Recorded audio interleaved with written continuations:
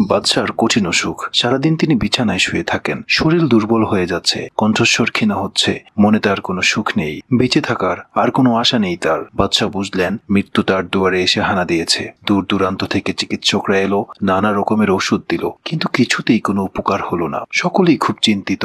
চিকিৎসক এলেন ইরান তুরান থেকে, চিকিৎসক এলেন কাবুল কান্দাহার থেকে, শেষে এক চিকিৎসক এলো গ্রিস থেকে। গ্রিসের চিকিৎসক বেশ কয়েকদিন ধরে সব ধরনের পরীক্ষা করলেন বাদশাকে।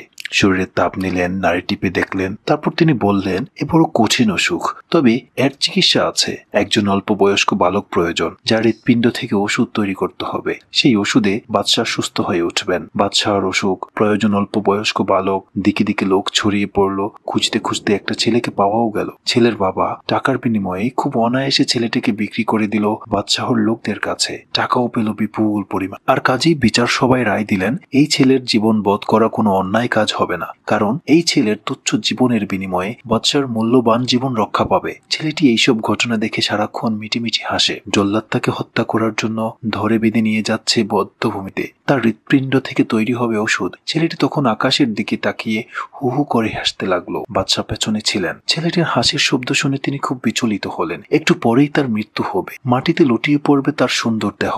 তবে ছেলেটি প্রাণ খুলে হাসে কেন? বাদশা তাকে ডেকে পাঠালেন, তুমি মৃত্যুর মুখে দাঁড়িয়ে এরকম ভাবে হাসছো কেন? ছেলেটি হাসতে হাসতে বলল, হায় আমার জীবন, হায় আমার জীবন। আমি হাসবো না তো কে হাসবে বলুন? পিতামাতার দায়িত্ব সন্তানদের রক্ষা করা, কিন্তু দেখুন কিছু অর্থের বিনিময়ে আমার বাবা আমাকে বিক্রি করে দিয়েছেন। কাজীর দরবারে মানুষ যায় কেন? সুবিচারের আশা নিয়ে, কিন্তু কাজী সাহেব অন্যায়ভাবে বাদশার পক্ষ নিলেন, আমাকে হত্যা করার হুকুম দিলেন তিনি। আর বাদশার কর্তব্য কি? বাদশা তো গরিব দুঃখী অত্যাচারিত নিপীড়িত প্রজাদের রক্ষা করবে। কিন্তু কি ঘটতে যাচ্ছে আমার জীবনে? বাদশা নিজের জীবন রক্ষা করার জন্য অন্যের জীবনকে তুচ্ছ করলেন, কিন্তু অপরের জীবনও যে তার নিজের কাছে অতি মূল্যবান, এই সত্য সামান্য কথা কি তিনি মনেই রাখলেন না? হায়, একটু পরেই আমার মৃত্যু হবে, আমি হাসবো না তো কে হাসবে? জগৎ সংসারে এইসব খেলা দেখে আমিই একমাত্র প্রাণ খুলে হাসতে পারি। বাদশাহ এই কথা শুনে অবাক হলেন। ছেলেটির প্রতি অসীম মমতায় তিনি কাতর হয়ে উঠলেন। তিনি ছেলেটিকে মুক্ত করে দিলেন। আর আশ্চর্যের ব্যাপার,